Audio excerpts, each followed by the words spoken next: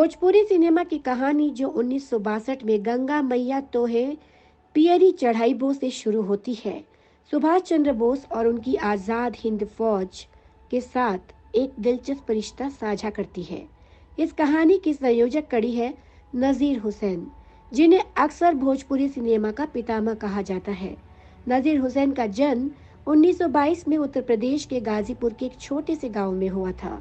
अपने पिता साहबजादा खान के नक्शे कदम पर चलते हुए नज़ीर शुरू में रेलवे में फायरमैन के रूप में शामिल हुए, लेकिन जल्द ही दूसरा विश्व युद्ध छिड़ गया और उन्होंने खुद को ब्रिटिश सेना में भर्ती कर लिया। 1943 में जब नेताजी सुभाष चंद्र बोस ने आज़ाद हिंद फौज या इंडियन नेशनल आर्मी का गठन किया तो नज़ीर इसके रैंक में शामिल हो गए। आईएनए के एक सैनिक के रूप में नज़ीर ने कलात्मक और साहित्यिक समान विचारधारा वाले सैनिकों को संगठित किया। इन सैनिकों ने उत्साह को ऊंचा रखने के लिए कविताएं, नाटक लिखे और प्रदर्शन किया। 1945 में एक सैनिक के रूप में उन्होंने नेताजी की जयंती समारोह पर प्रदर्शन के लिए एक नाटक बलिदान लिखा और निर्देशित किया। नाटक का मंचन नेताजी के सामने किया गया। इसके सभी कलाकार सैनिक थे।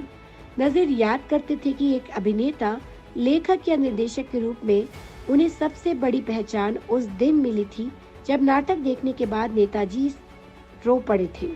इस मनोबल वर्धक नाटक के लिए नज़ीर को आज़ाद हिंद फौज के स्वर्ण पदक से सम्मानित किया गया। युद्ध के बाद आईएनए सैनिकों को गिरफ्तार कर लिया गया और नज़ीर को भी 1947 में भारतीय स्वतंत्रता के आईएनए सैनिकों को जेलों से बाहर लाया गया, लेकिन भारत सरकार ने उन्हें सेना में नौकरी देने से इनकार कर दिया।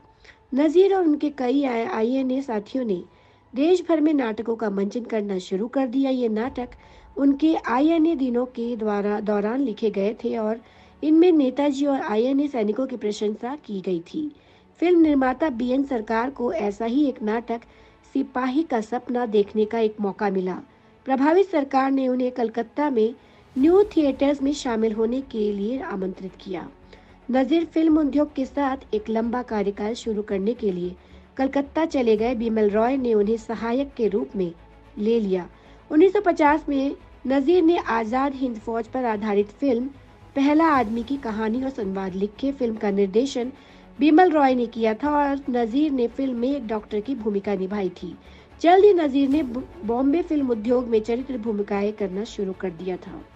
1960 में किसी समय भारत के राष्ट्रपति डॉक्टर राजेंद्र प्रसाद एक समारोह में शामिल हुए, जहां नज़ीर भी मौजूद थे। ये जानकर कि नज़ीर गाजीपुर का है, प्रसाद ने उससे भोजपुरी में बात करना शुरू कर दिया। समारोह में प्रसाद ने उनसे पूछा कि भोजपुरी भाषा में सिनेमा क्यों नहीं बनता। विचार आया।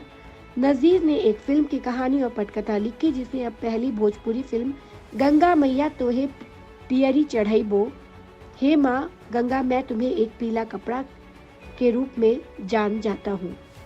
फिल्म का एक निर्देशन कुंदन कुमार ने किया था और इसमें नज़ीर के साथ साथ कुमकुम और हेलेन जैसे जाने माने कलाकारों ने काम किया था। प्रसिद्ध गीतकार शैलेंद्र ने गीत लिखे थे, चित्रगुप्त ने संगीत दिया और रफी, लता और कल्याणपुर ने गाने गाए। भोजपुरी सिनेमा आ गया था। नज़ीर हुसैन ने हमारा संसार, बलम परदेसिया और रूस गईले सैया हमार जैसी फिल्मों का निर्देशन और निर्माण किया। इस प्रकार भोजपुरी सिनेमा को स्थापित करने में महत्वपूर्ण भूमिका निभाई उन्होंने। नज़ीर हुसैन एक देशभक्त थे, जिन्होंने देश के लिए लड़ाई लड़ी और स्वतंत्रता प्राप्त करने के बाद उस समय भारतीय संस्कृति को जीवित रखने के लिए अथक प्रयास किया, जब लोगों का किसी भी पश्चिमी चीज से मोहभंग हो गया था।